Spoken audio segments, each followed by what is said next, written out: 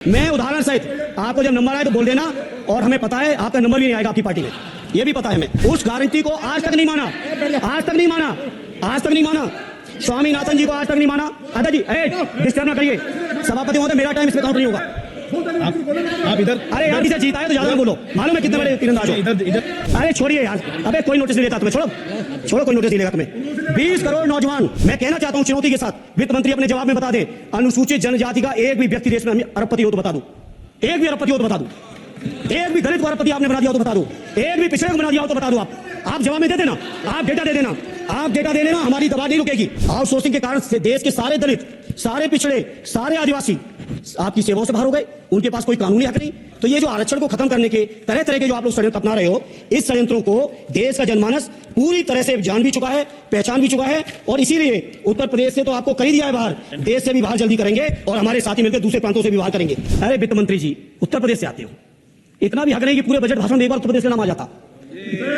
इतना अयोध्या से नफरत हो गई, अयोध्या से अवधेशी क्या जीत गए, आप लोगों को इतनी नफरत हो गई कि एक भी उत्तर प्रदेश का एक बार भी नाम नहीं आया। सभापति महोदय, ये वित्त मंत्री जी हंस रहे हैं, क्या भी आता है बाहर तो जाती होगी, महाराज बसता तो नहीं होगा, कुशीनगर बसता नहीं होगा, आपका मऊ बसता नहीं है, आजमगढ़ बसता नहीं, अम्बेडकर नगर बसता नहीं, बहराइच बसता नहीं, खीरी बसता नहीं, श्रावस्ती बसता नहीं, पीलीभीत बसता नहीं, बलिया बसता नहीं है, कुशीनगर बसता नहीं है, गोरखपुर बसता नहीं है। इतने जिले तो हमारे उत्तर प्रदेश के प्रभावित हैं, तो बिहार की तरह से एक विशेष पैकेज हमारे उत्तर प्रदेश के लिए भी दे दो, कम से कम इतना तो कहने की हिम्मत रखो, केवल चीखने के लिए बैठे सबके सब। धन्यवाद सभापति महोदय। 18वीं लोकसभा के निर्वाचन के बाद और इस नए संसद भवन के बनने के बाद आज मैं पहली बार बोलने के लिए खड़ा हुआ हूं। आपने मुझे मौका दिया, उसके लिए बहुत बहुत धन्यवाद देता हूं। सभापति जी, सबसे पहले श्रद्धेय नेताजी को मैं नमन करना चाहता हूं, जिन्होंने अपने संघर्ष, अपनी हिम्मत, साहस और अपने पूरे जीवन की तपस्या समाज के उत्थान के लिए, देश और उत्तर प्रदेश की तरक्की के लिए और समाज के हर व्यक्ति की तरक्की और खुशहाली के लिए उन्होंने जो अपना पूरा जीवन समर्पित किया है, सबसे पहले मैं आपके माध्यम से उनको नमन करना चाहता हूं।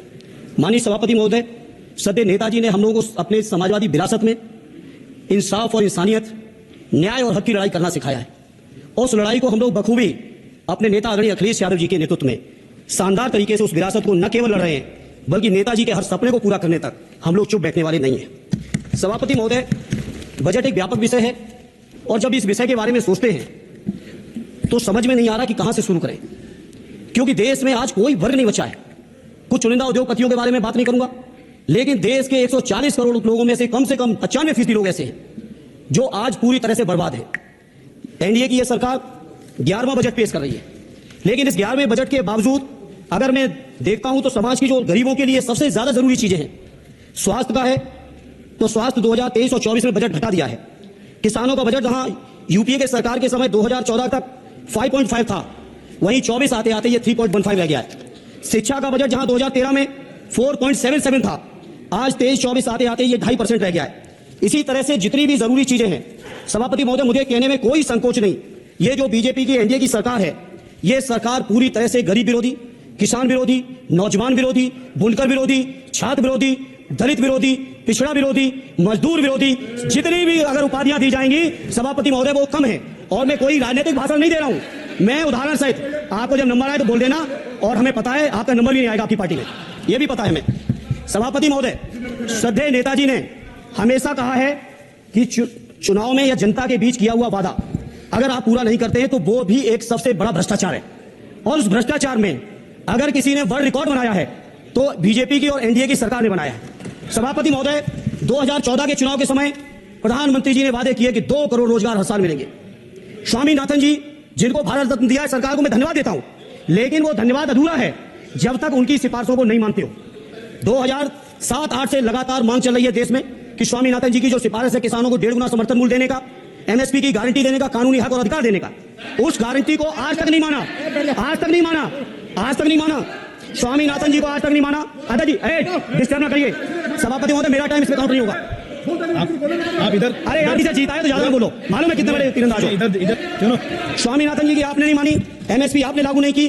कितनी बढ़िया बात है कि खाद पे हम सब्सिडी बढ़ा रहे हैं, पहले 50 किलो को 45 किलो, फिर 45 किलो को 40 किलो, और मुझे लगता है कि एक तीसरा कार्यकाल पूरे होते होते केवल 10 किलो बचेगा खाद के कट्टे में, से ज्यादा नहीं बचेगा। मंडी एक नहीं बनाई, आत्महत्या इतनी कर रहे हैं किसान, और किसान अगर अपनी एमएसपी की मांग करते हैं, हजारों किसान ही दिल्ली की सीमा पर मारे जाते हैं, और आप सोचते हो कि आपकी बात को कोई समझेगा नहीं। सभापति महोदय, नौजवानों को कितना गुमराह किया गया, नौजवानों से कह दिया गया हर साल 2 करोड़ रोजगार। मैं आज सवाल पूछता हूं अपने नौजवानों की ओर से, बताएं भारतीय जनता पार्टी के लोग, सरकार में बैठे लोग, 10 साल आपने राज कर लिया है, आखिर 20 करोड़ नौजवानों को रोजगार कहां है? अरे छोड़िए यार, अबे कोई नोटिस नहीं लेता तुम्हें, छोड़ो कोई नोटिस नहीं लेगा तुम्हें। 20 करोड़ नौजवान के रोजगार का हिसाब कहां है? आज 11वें बजट में जब याद आई तो वो भी ट्रेनिंग की बात करते हो। मैं कहना चाहता हूं IIT के नौजवानों को रोजगार नहीं दे पा रहे हो। आप सोच रहे हो इंटर्नशिप के इस छोटे से शगुफे से नौजवान खुश होंगे? देश के नौजवान खुश होने वाले नहीं है। सभापति महोदय, शिक्षा के मसले पर लगातार बजट घटाया जा रहा है, लगातार सरकारी शिक्षा कम की जा रही है, और ये बीजेपी की सरकार की लगातार प्रयास है कि नौजवान शिक्षित होंगे तो सवाल पूछेंगे। देश की JNU से लेके BHU से लेके MU से लेके जितने बड़े संस्थान हैं, सारे संस्थानों को बर्बाद कर दिया है। एक भी दलित, एक भी पिछड़े, कहीं आपका वाइस चांसलर नहीं है। लगातार जितने भी आपके professor, associate professor, assistant professor की नियुक्तियों में RSS का जब तक कोई फंडामेंटल कोर्स नहीं करेगा, बेसिक कोर्स, तब तक उसकी नियुक्ति नहीं होगी। आप क्या सोच रहे हो देश नहीं देख रहा है नौजवान?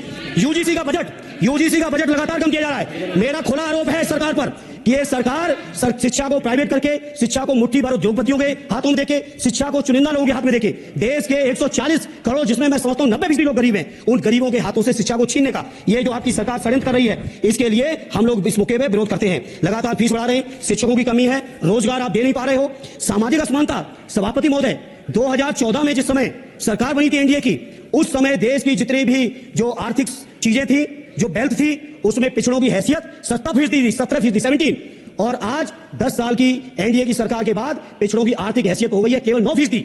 मैं कहना चाहता हूं चुनौती के साथ, वित्त मंत्री अपने जवाब में बता दे, अनुसूचित जनजाति का एक भी व्यक्ति देश में अरबपति हो तो बता दूं, एक भी अरबपति हो तो बता दूं, एक भी दलित को अरबपति आपने बना दिया हो तो बता दूं, एक भी पिछड़े को बना दिया हो तो बता दूं। आप जवाब में दे देना, आप डेटा दे देना, आप डेटा दे देना, हमारी दबा नहीं रुकेगी। सभापति महोदय, जब बीजेपी की सरकार, जब बीजेपी के लोग विपक्ष में रहे तो ओपीएस की बातें की है। 10 साल से आप सत्ता चला रहे हो, 11वां बजट पेश कर रहे हो, पूरा देश आज ओपीएस के लिए, सरकारी कर्मचारी परेशान है, कहीं ओपीएस की चर्चा नहीं है, पुरानी पेंशन की कोई चर्चा नहीं है। सभापति महोदय, पुरानी पेंशन तो पुरानी पेंशन, हम मांग करते हैं, बहुत बड़े राष्ट्रभक्त आप बनते हो, मैं मांग करता हूं देश के पैरामिलिट्री फोर्सेस को आप पुरानी पेंशन दीजिए। मैं मांग करता हूं, आप राष्ट्रभक्त है ना, सीमा में जो सुरक्षा कर रहे हैं, जो साधा झेल रहे हैं, मेरी मांग है कि आप उनकी ओपीएस दीजिए, वो आप ओपीएस नहीं दे पाओगे। इसी तरह से सभापति महोदय, देश के अंदर बहुत से ऐसे संविदा कर्मचारी, एक से एक बढ़िया फार्मूला, अब कानूनन मंडल आयोग लागू हो गया तो कैसे पिछड़े और दलितों को रोके? तो संविदा कर्मी की प्राइवेट कंपनी, प्राइवेट आपने आउटसोर्सिंग कर दी। आउटसोर्सिंग के कारण से देश के सारे दलित, सारे पिछड़े, सारे आदिवासी आपकी सेवाओं से बाहर हो गए, उनके पास कोई कानूनी हक नहीं। तो ये जो आरक्षण को खत्म करने के तरह तरह के जो आप लोग षड्यंत्र अपना रहे हो, इस षड्यंत्रों को देश का जनमानस पूरी तरह से जान भी चुका है, पहचान भी चुका है, और इसीलिए उत्तर प्रदेश से तो आपको कर ही दिया है बाहर, देश से भी बाहर जल्दी करेंगे, और हमारे साथी मिलकर दूसरे प्रांतों से भी बाहर करेंगे। इसी तरह सभापति महोदय, हम मांग करते हैं, आप सोचिए, उत्तर प्रदेश अकेले के अंदर, देश के हालात मुझे नहीं पता और बदतर होंगे, अकेले उत्तर प्रदेश में 1000 से ज्यादा शिक्षा मित्र आत्महत्या कर चुके। सभापति महोदय, कोई सरकार के कान पे जू नहीं लग रही है, किसान आत्महत्या कर रहे हैं, कोई मतलब नहीं, अनुदेशकों को तनख्वाह नहीं मिल रही है समय से, कोई मतलब नहीं, आंगनबाड़ी महिलाएं परेशान है, इनको कोई मतलब नहीं। सभापति महोदय, आपकी आशा बहुएं, आपकी ये रसोईया महिलाएं, आपकी आंगनबाड़ी, पंचायत सहायक, रोजगार सेवक, मैं समझता हूं सभापति महोदय, यहां बैठे हर सदस्य के पास इनके क्षेत्रों का ये डेलीगेशन जरूर मिलता होगा, और मांग करता होगा कि कम से कम हमारा मानदेय बढ़ाया जाए, हमें स्थायी किया जाए। सभापति महोदय, इसके लिए सभापति महोदय, मेरी पार्टी के किसी भी मेंबर से हम नंबर कम कर लेंगे, टाइम, मेरा टाइम बढ़ा दीजिए, बोला दीजिए, कोई भी मेंबर हमारे लिए दे देंगे टाइम। इसलिए सभापति महोदय, इन सभी समस्याओं के लिए मैं आपसे कहना चाहता हूं कि इनका समाधान करिए, और नहीं समाधान करेंगे तो अभी तो बैसाखी पे बन गए, बिहार और आंध्रा को पैकेज देखे प्रदेश में कितने राज्यों को पैकेज दे पाओगे? अरे वित्त मंत्री जी, उत्तर प्रदेश से आते हो, इतना भी हक नहीं कि पूरे बजट भाषण में एक बार उत्तर प्रदेश का नाम आ जाता। इतना अयोध्या से नफरत हो गई, अयोध्या से अवधेश जी क्या जीत गए, आप लोगों को इतनी नफरत हो गई कि एक भी उत्तर प्रदेश का एक बार भी नाम नहीं आया। सभापति महोदय, इसे मैं आज इस मौके पर सभापति महोदय, देश के गरीबों, किसानों, नौजवानों, व्यापारियों, बुनकरों, सभी की ओर से कहना चाहता हूं, यह बजट देश विरोधी बजट है। कुछ समस्याओं के लिए सभापति महोदय, संवेदनशीलता के साथ मैं कहूंगा सरकार को विचार करना चाहिए। सदैव नेताजी जब रक्षा मंत्री थे, उन्होंने व्यवस्था दी थी कि देश के अंदर जो भी सैनिक शहीद हुए उनको ससम्मान उनके घरों पे जाके राष्ट्रीय सम्मान के साथ उनकी अंत्येष्टि हो। मैं उन्हीं की परंपरा को आगे बढ़ाते हुए एक और मांग करता हूं सभापति महोदय, कि जो हमारे शहीद जिनकी अंत्येष्टि स्थल जहां कहीं भी बनाओ, जिस भी परंपरा से बनाओ, अरे आपको कुछ नहीं पता है, अरे यही तुम्हारे सैनिकों के लिए, यही तुम्हारा भाव है। सभापति महोदय, सभापति महोदय, मेरा अनुरोध है, अग्निवीर की योजना खत्म की जाए। ये 4 साल के सैनिक से देश की उतनी मजबूत रक्षा नहीं हो सकती, नौजवानों को गुमराह करके केवल 4 साल, उन्हें दो ना, 60 साल तक रिटायरमेंट, 4 साल बाद कहां नौकरी ढूंढेंगे। इसे मेरी मांग है, अग्निवीर की योजना खत्म की जाए। साथ ही साथ मेरी एक मांग और है कि जो शहीदों की शहादत स्थल है, उसको शहीद स्थल के तौर पर डेवलप करने के लिए केंद्र सरकार को अतिरिक्त बजट देना चाहिए। मैं नहीं समझता हूं इसमें किसी को कोई दिक्कत होनी चाहिए।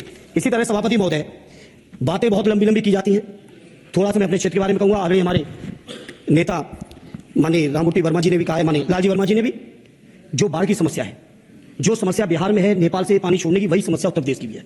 और विशेषकर पूर्वी उत्तर प्रदेश में अगर आप चलिए तो खीरी से शुरू करेंगे, पीलीभीत, खीरी से लेके पूरा आप चले जाइए और एकदम कुशीनगर बॉर्डर तक, बिहार बॉर्डर तक पूरी की पूरी समस्या है। घाघरा जब आती है तो मैं समझता हूं इन जिलों के लाखों लोगों को तहस नहस करके चली जाती है। जितना विकास होता है सभापति महोदय, बरसात के समय वो सारा का सारा विकास पूरी तरह से खत्म हो जाता है।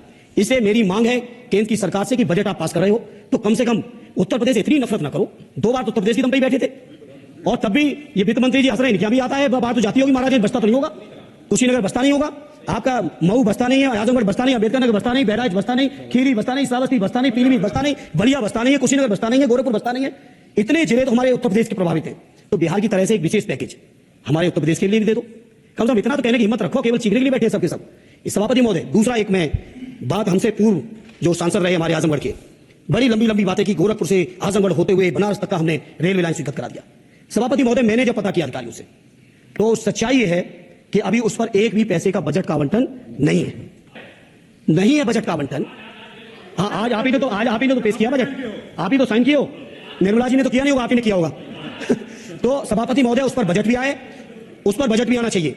दूसरा सभापति महोदय, ये जो समस्या है बाढ़ वाली, मैं समझता हूं कोई अकेले मेरी नहीं है, मेरे अकेले क्षेत्र की नहीं है। जो भी संवेदनशील व्यक्ति होगा इस पर जरूर गंभीरता से सोचेगा, उसको सोचे। इसी के साथ मैं अपनी पार्टी की ओर से इस जन विरोधी बजट का पुरजोर विरोध करता हूं। बहुत अगर आप इस वीडियो को YouTube पर देख रहे हैं तो चैनल को सब्सक्राइब करें और बेल आइकन दबाना ना भूलें। अगर Facebook पर देख रहे हैं तो चैनल को लाइक करें।